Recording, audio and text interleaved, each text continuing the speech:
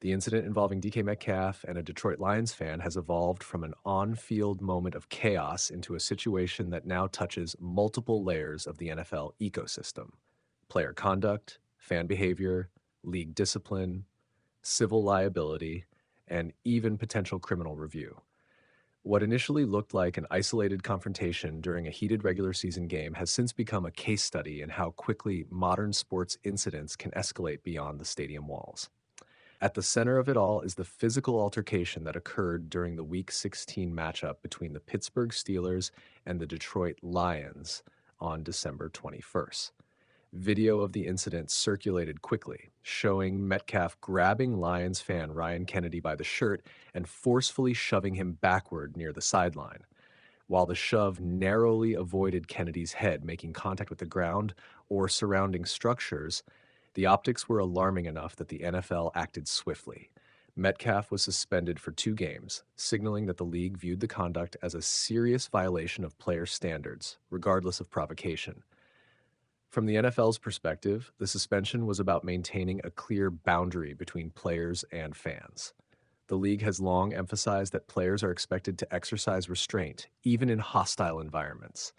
Trash talk from fans, gestures, and verbal abuse are unfortunately part of the reality of professional sports. But physical engagement crosses a line the NFL cannot afford to blur.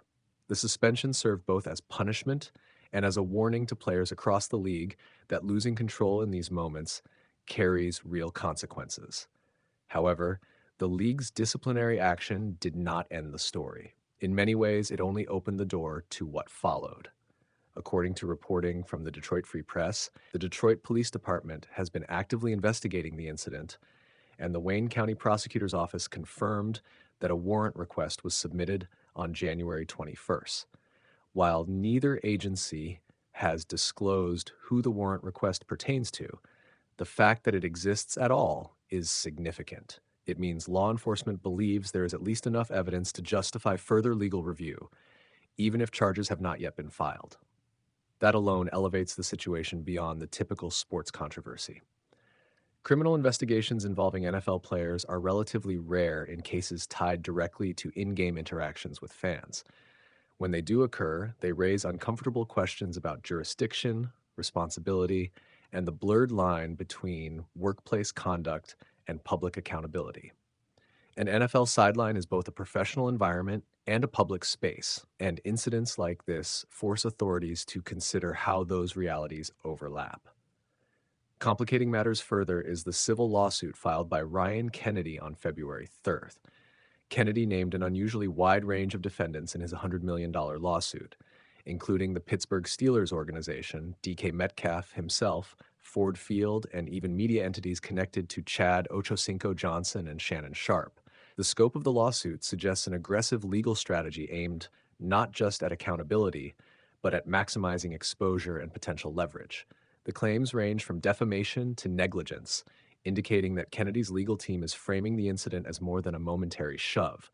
By including media companies, the lawsuit implies that commentary following the incident contributed to reputational harm. By naming Ford Field, it raises questions about stadium security, fan placement, and whether adequate measures were in place to prevent interactions between players and spectators in high-risk areas. From a legal standpoint, this approach is not uncommon in high-profile cases. Casting a wide net allows plaintiffs to explore multiple avenues of liability and increases the chances of a settlement, even if some claims are eventually dismissed. That does not mean the lawsuit will succeed, but it does mean the situation is far from over.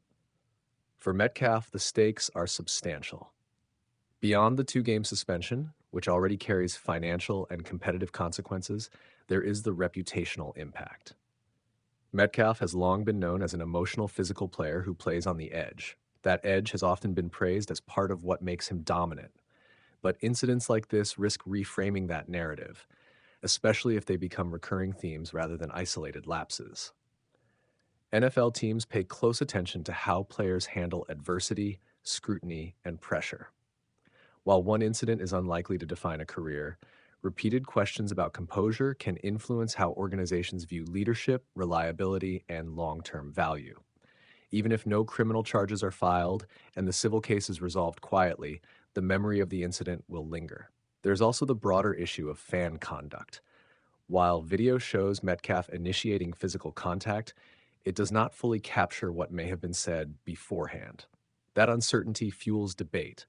Many players have spoken openly about the level of abuse they endure from fans, including personal attacks, threats, and slurs. The NFL has made efforts to improve fan behavior policies, but enforcement remains inconsistent, and players often feel unprotected in the moment. That tension creates a dangerous dynamic. Players are expected to absorb hostility without reacting physically, while fans sometimes feel emboldened by proximity and anonymity. When those worlds collide, the fallout tends to favor the fan in the public eye, even when provocation exists. The legal system, however, operates on evidence, not vibes, and that is where the ongoing investigation becomes critical. For the Steelers organization, the lawsuit presents its own challenges. Teams are generally shielded from individual player actions unless negligence or systemic failures can be demonstrated.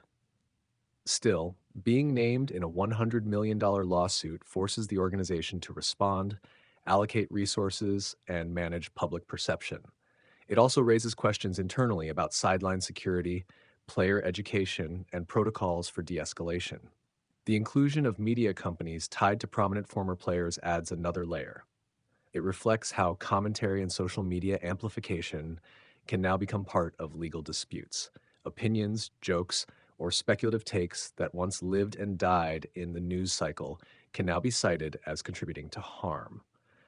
That reality has already begun to change how sports media operates, and cases like this will only accelerate that shift. Ultimately, this incident sits at the intersection of sports, law, and culture. It highlights how quickly a single moment can spiral into months of legal maneuvering and public debate.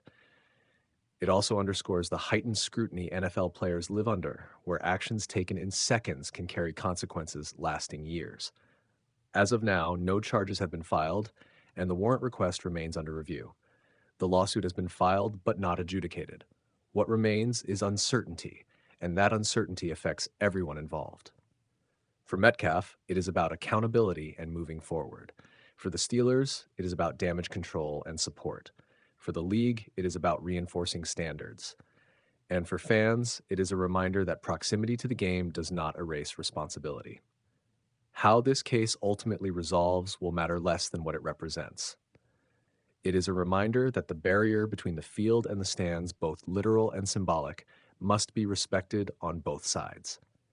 When that barrier breaks down, the consequences extend far beyond the final score.